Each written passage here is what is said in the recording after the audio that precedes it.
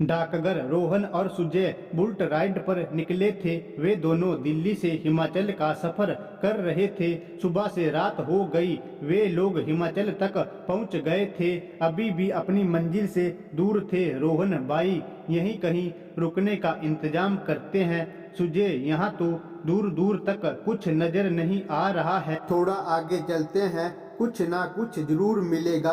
दोनों चिमला गांव के सरहद के अंदर आ गए। ये गांव वीराना था, लेकिन दूर उन्हें एक बड़ी इमारत दिखी। दोनों उसी दिशा में चल पड़े।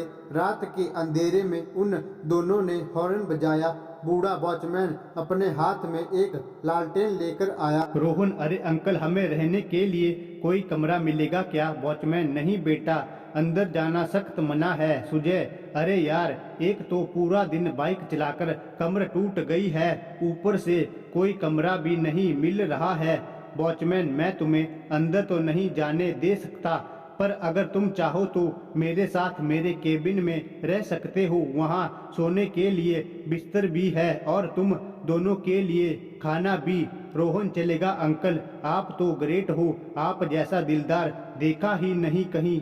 दोनों लड़के वॉचमैन के कैबिन में गए और फिर वॉचमैन ने उन दोनों के लिए गर्मा गर्म चाय बनाई। ठंड बहुत थी तो दोनों दोस्तों को चाय बहुत पसंद आई। वॉचमैन ने दोनों को खाना भी दिया और दोनों ने पेट भर खाना भी खा लिया। रोहन, थैंक यू अंकल, आपने हम दोनों की बहुत मदद की। वॉचमैन, कोई बात नहीं बेटा। रोहन, अंकल, ये तो डाकघर है ना, यहाँ तो रहने का इंतजाम होता है, तो इस डाकघर के अंदर जाने की परमिशन क्यों नहीं है? वॉचमैन, यह बहुत लंबी कहानी है बेटा। सुजय, कहानी वैसे हमारे पास बहुत समय है, आप सुनाइए, मजा आएगा। वॉचमैन, ठीक है, आज से 10 साल पहले की बात है। तुम्हारी तरह 3 राहगीर इस ओर आए थे। उन तीनों का नाम था करण, मनोज और विनय। उस समय डाकघर में लोग ठहरा करते थे। तीनों एक कमरे में ठहर गए, कमरा नंबर 13। मनोज, कल सुबह होते ही यहाँ से आगे चलेंगे। विनय, हाँ, वैसे भी इस इलाके में है ही क्या, पूरा वीरान है। करण, हाँ वो तो है, पर अच्छा है कि इलाके में ये डाकघर है, वरना हम सब क्या करते। मनोज, क्या करते क्या मतलब, खुले आसमान में सोते। विनय, और खाते क्या, घास फूस। वे लोग बातें ही कर रहे थे, अचानक उन्हें किसी लड़की की हंसी सुनाई दी।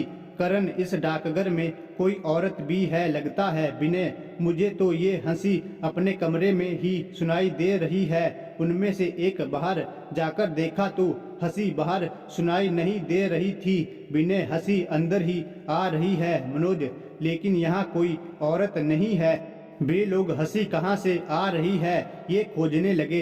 अचानक डाकघर की बिजली चली जाती है और उनके सामने वो लड़की थी, सुजान। सुजान का बस चेहरा ही नजर आ रहा था। मनोज, आप कौन है और हमारे कमरे में क्या कर रही है? सुजान हंसती रही और हंसते हंसते तीनों राहगीरों को मौत के घाट उतार दिया। अगली सुबह बस हमें उन तीनों की लाशें मिली। रोहन, कौन है सुजान और उसका भूत इस डाकघर में कैसे आया और उसके साथ क्या हुआ? ये जानने के लिए तुम्हें सुजान की कहानी सुननी पड़ेगी। 11 साल पहले की बात है। हमेशा की तरह टूरिस्ट हिमाचल घूमने के लिए आया करते थे और कई टूरिस्ट चिमला में भी ठहरा करते थे। ऐसे ही एक टूरिस्ट ग्रुप में सुजान यहाँ आई थी। सुजान कमरा नंबर 13 में ठहरी थी। उस समय डाकघर के सारे कमरे फुल थे। सुजान बहुत ही खूबसूरत थी, सुनहरे बाल, गोरा रंग, हर एक की नज़र सुजान पर ही थी। सुजान और उसके दोस्त 2 दिनों तक चिमला में ही रुके थे। वो यहाँ एक पहाड़ों की तस्वीरें ले रहे थे। रात में वो अपने अपने कमरे में सोने चले गए और अचानक आधी रात को सुजान के कमरे से चीखने की आवाज सुनाई दी। उसके दोस्त और हम लोग वहां पहुंचे। सुजान जोर जोर से चीख रही थी। हमने मिलकर दरवाजा तोड़ दिया, पर अंदर कोई नहीं था। उसके दोनों दोस्त कमरे के भीतर गए और सुजान को ढूंढने लगे और फिर अचानक सबको सुजान की हंसने की आवाज सुनाई देने लगी। सब ने ऊपर देखा तो सुजान छत से चिपकी हुई थी और जोर जोर से हंस रही थी। यह मंजर देखते ही हम लोग वहां से भाग गए, पर उसके दोनों दोस्त वहीं फंस गए। दरवाजा अपने आप बंद हो गया और फिर हमें सुजान के दोस्तों के चीखने और चिल्लाने की आवाजें सुनाई देने लगी। किसी में हिम्मत नहीं थी कि उन लड़कों को बचा सके। हम अपनी जान बचाने के लिए ही भाग रहे थे। अगले दिन हमें सुजान और उसके दोनों दोस्तों की लाशें मिली। दोनों दोस्तों का शरीर टुकड़े टुकड़े हो चुका था और सुजान का सर अलग था। पता नहीं उस कमरे में क्या हुआ। मनोज, यह तो बहुत अजीब हुआ, लेकिन सुजान के साथ आखिरी हुआ क्या? वह भूत कैसे बन गई?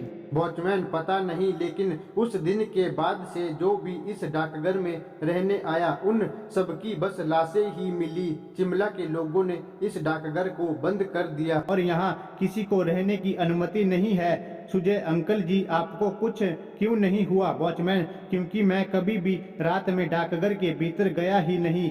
मनोज अंकल, मुझे ये कहानी अधूरी सी लग रही है। मुझे जानना है कि सुजान के साथ उस कमरे में क्या हुआ। वॉचमैन, अब ये तो खुद सुजान ही जानती है। वैसे रात बहुत हो चुकी है, कुछ घंटे सो जाओ तुम दोनों। वॉचमैन गहरी नींद में सो गया, पर सुजय और रोहन को नींद नहीं आ रही थी। वे लोग दबे पांव डाकघर के ओर बढ़ गए। डाकघर में अंधेरा था तो रोहन ने अपनी टॉर्च ऑन कर ली। रोहन, कमरा नंबर 13 ढूंढते हैं। उन लोगों ने कमरा नंबर 13 की तलाश की और कमरे के अंदर जाते ही दरवाजा अपने आप बंद हो गया। रोहन टॉर्च से देखने की कोशिश कर रहा था तो तभी उसके सामने एक औरत थी। दोनों की चीख सुनकर बूढ़े वॉचमैन की नींद खुल गई। वॉचमैन, हे भगवान, मना किया था मैंने इन्हें अंदर जाने से, लेकिन आज कल के बच्चे बड़ों की बात कहाँ सुनते हैं। वॉचमैन अपना सर पकड़कर बैठ गया था, क्योंकि वो जानता था कि सुजय और रोहन की मदद नहीं कर सकता था। डाकघर के अंदर जाना मौत को दावत देने के समान था। ना जाने ये भूतिया डाकघर और कितने लोगों की जान लेगा।